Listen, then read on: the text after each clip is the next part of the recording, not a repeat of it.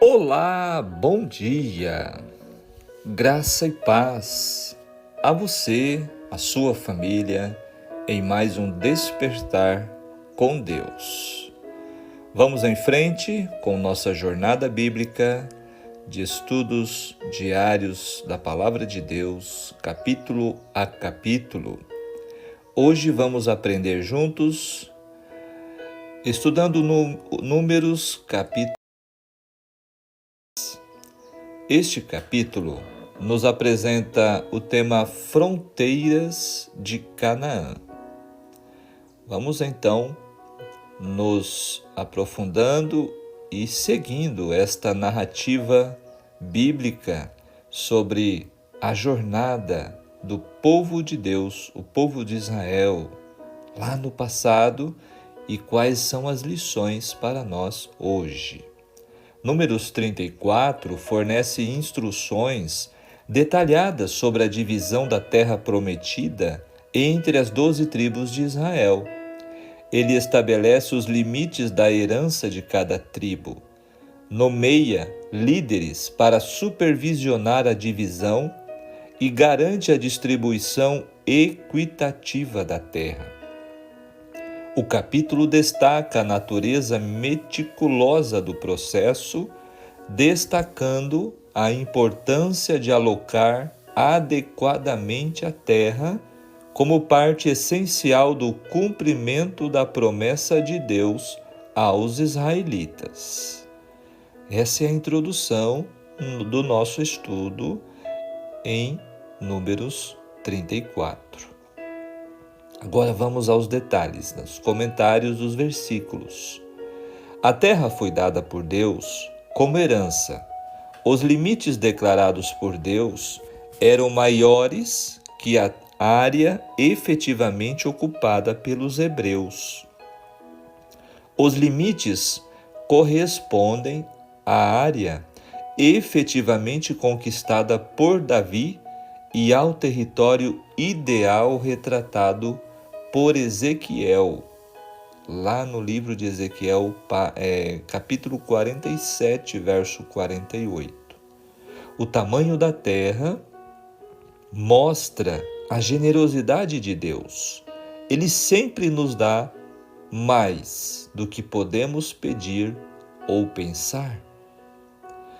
Dos versos 1 a 12, descrevem-se os limites geográficos de Canaã propriamente dita, excluindo a parte além do Jordão já distribuída, conforme já estudamos anteriormente. Essas fronteiras de Canaã não incluíam o território já atribuído à Transjordânia, a leste do Rio Jordão. No verso 2, quando entrardes no território entre o Jordão e o mar Mediterrâneo. O verso 3 descreve a região sul. O verso 4, suas saídas, ou seja, o lugar onde termina a linha divisória. Verso 5, até o ribeiro do Egito, não o rio Nilo, mas o Vadi Aurish, que deveria formar a fronteira ocidental de Israel. No verso 6, descreve o Mar Grande. 8, entrada de Amate, o vale do rio Orontes, hoje o Líbano. Verso 11, Kineret é o nome hebraico do mar da Galileia, um lugar onde Jesus passou muito tempo com seus discípulos. 13, 9 tribos e a meia tribo, porque 2 tribos e meia se estabeleceram do outro lado do Jordão. No verso 17, foram nomeados homens respeitáveis, cujas decisões seriam respeitadas. Eleazar e Josué deviam supervisionar essa divisão da terra na presença de Deus à porta do tabernáculo. Dos versos 16 a 29, nenhum desses 10 nomes foi incluído nas listas anteriores de líderes, e nem é algum deles filho de um homem incluído nestas listas. Verso 18, de cada tribo um príncipe. Homens respeitados e de autoridade se uniram a Eleazar, o sumo sacerdote, e a Josué, o comandante-chefe do exército. Deste modo, a imparcialidade e a igualdade na divisão da terra foram garantidas. A exatidão com que a inspiração preservou o registro dos limites das atribuições de terra feitas às diversas tribos nos enfatiza a ordem com que deve-se proceder na obra de Deus. Essa é a lição, uma das lições que o capítulo 34 nos traz. A ordem na obra de Deus. Nada pode ser deixado ao acaso. Tudo deve ser planejado e executado cuidadosamente. Aqui finalizo os comentários. Estes comentários estão no Comentário Adventista, volume 1, página 1034. Agora no espírito de profecia, falando sobre o plano de Deus para o seu povo. No plano de Deus para Israel, toda a família tinha um lar. No campo, o terreno suficiente para o cultivo. Assim eram proporcionados tanto os meios como o incentivo para uma vida útil, industriosa e independente. E nenhuma medida humana jamais suplantou esse plano. A pobreza e a miséria que hoje existem se devem, em grande parte, ao fato de o mundo ter se afastado dele. Ao estabelecer-se Israel em Canaã, a terra foi dividida entre todo o povo, sendo excetuados apenas os levitas, como ministros do santuário, nessa equitativa distribuição. As tribos eram contadas por famílias, e a cada uma destas era concedida, segundo o seu número, uma herança proporcional. E embora uma pessoa pudesse, por algum tempo, dispor de sua possessão, não poderia vender permanentemente a herança de seus filhos. Quando habilitada a resgatar sua terra, estava em qualquer tempo na liberdade de o fazer. As dívidas eram perdoadas a cada 7 anos, e no 50º, o ano do jubileu, toda a propriedade em terras revertia a seu original possuidor. Nós já estudamos sobre isso no livro de Levíticos, né? Aqui vem reforçando essa interessante lei que proporcionava, assim, segurança para as famílias, né? Segurança financeira mesmo. A terra não se venderá em perpetuidade, porque a terra é minha, diz o Senhor, pois vós sois estrangeiros e peregrinos comigo. Portanto, em toda a terra da vossa possessão dareis resgate à terra.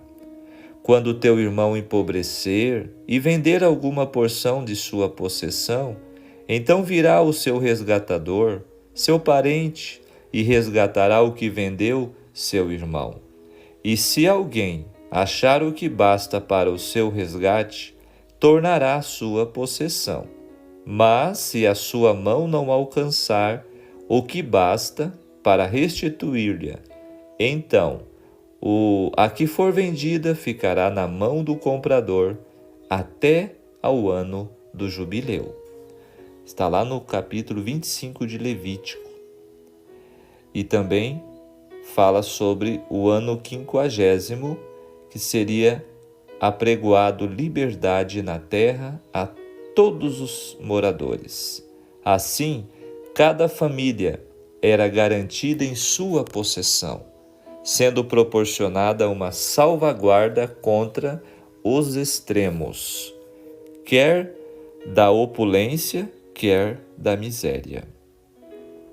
Livro Ciência do Bom Viver, página 183. Olha, queridos amigos ouvintes da Palavra de Deus, que interessante, esse estudo de hoje está nos falando sobre a divisão das terras, as tribos, as famílias de Israel e como Deus programou um sistema fantástico, tanto de divisão proporcional, quanto também de garantia para cada família, para que não houvessem os extremamente ricos e nem os extremamente pobres. Ou seja, havia equilíbrio na economia israelita. Nós vemos realmente a soberania e a sabedoria, a justiça de nosso Deus. O que o estudo de hoje, do capítulo 34, tem de aplicação para nossos dias? A Bíblia inteira é inspirada por Deus.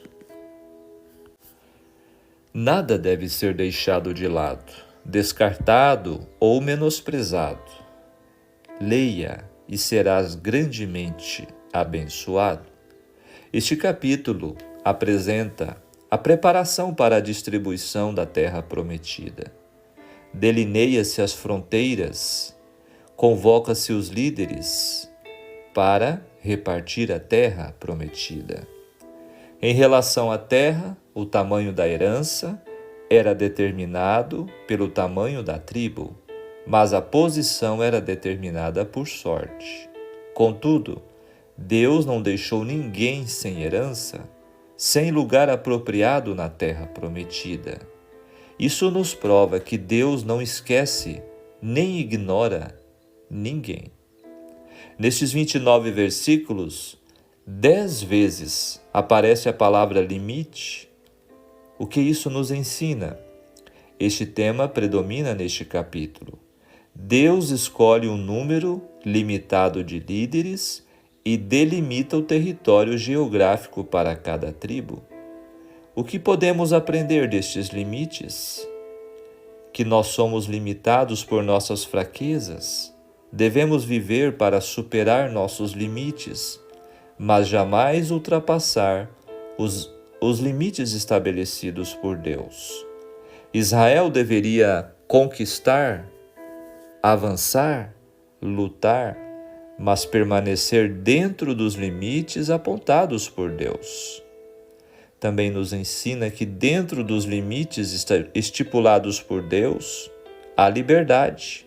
Fora desses limites, há dissabores, conflitos e escravidão resultante do pecado. Sem as delimitações de Deus, o povo brigaria por herança igual muitos irmãos brigam após o enterro dos pais.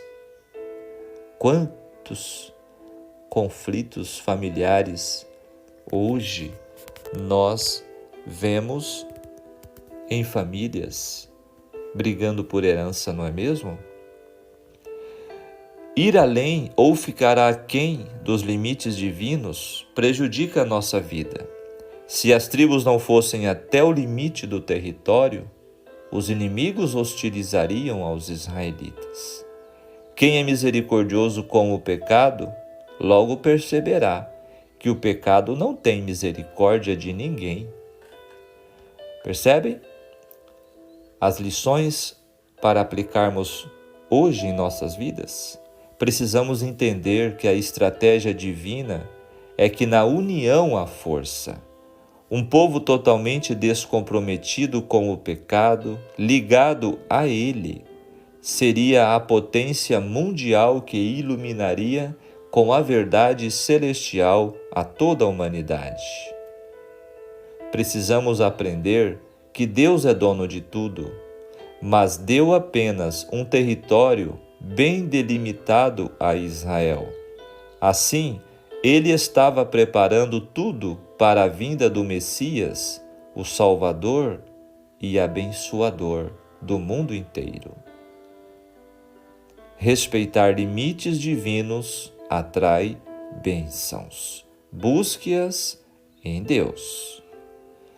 Agora o momento final de nossa reflexão. Tão perto como estamos de receber a nossa herança eterna, está o nosso coração a arder pela expectativa da futura recompensa? Temos saudades do Deus que nunca vimos e do lugar que nunca fomos? Ó, amados, há um lugar nas moradas do Pai, preparado especialmente para você e para mim. Mas recompensa maior será o privilégio eterno de contemplarmos face a face o nosso Senhor e Salvador Jesus Cristo.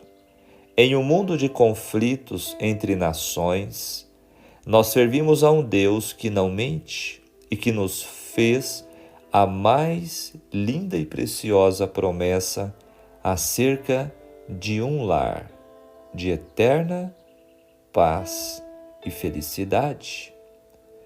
Ele disse em São João 14, versos 1 a 3, não se turbem o vosso coração. Credes em Deus, crede também em mim. Na casa de meu Pai há muitas moradas. Se assim não for, eu vou-lo teria dito, pois vou preparar-vos lugar. E quando eu for e vos preparar lugar, voltarei e vos receberei para mim mesmo, para que onde eu estou estejais vós também. Breve Jesus voltará, amigo ouvinte da Palavra de Deus. Hoje é a nossa vez de crer e de buscar esta preparação para receber de nosso Senhor Jesus esta promessa maravilhosa. Esta não é apenas a letra de canção, mas a verdade que deve aquecer o nosso coração a cada dia. Logo estaremos em casa. Glória a Deus. Acredite, esta vos será terra, segundo os limites de seu contorno. A pátria superior, isto é, a pátria celestial. Amém? Deus seja louvado. Pensamento para o nosso dia. Deus tem o melhor para as nossas vidas. As promessas de Deus são para todos.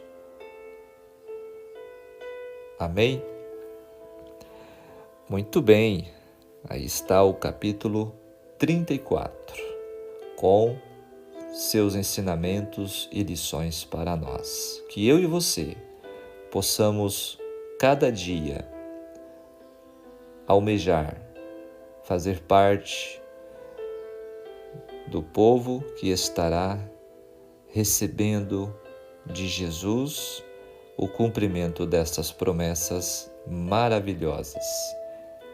Enquanto o povo de Israel herdou uma promessa terrena, depois acabaram se desviando, agora a promessa é final, uma promessa definitiva e de vida eterna. Que Deus nos ajude para que possamos ter os nossos olhos sempre voltados para esta grande promessa e recompensa que o Senhor tem para todos os seus filhos. Vamos falar com Deus. Pai querido, muito obrigado pelo despertar de um novo dia, obrigado pela sua misericórdia e graça em nossas vidas. Senhor, dá-nos um bom dia, fica conosco, nos guarde do mal e dá-nos, Senhor, um coração sempre disposto a fazer a sua vontade, a andar nos teus caminhos. Obrigado por tuas promessas maravilhosas, estendidas, Senhor, a nós que vivemos neste mundo de pecados, mundo, Senhor, de conflitos, de problemas, de confusão, e podemos, Senhor, ter em nosso coração este doce anseio, esta doce esperança de que o Senhor está voltando e que estará nos tirando deste mundo de pecado e sofrimento. Dá-nos fé, Senhor, dá-nos força para perseverarmos.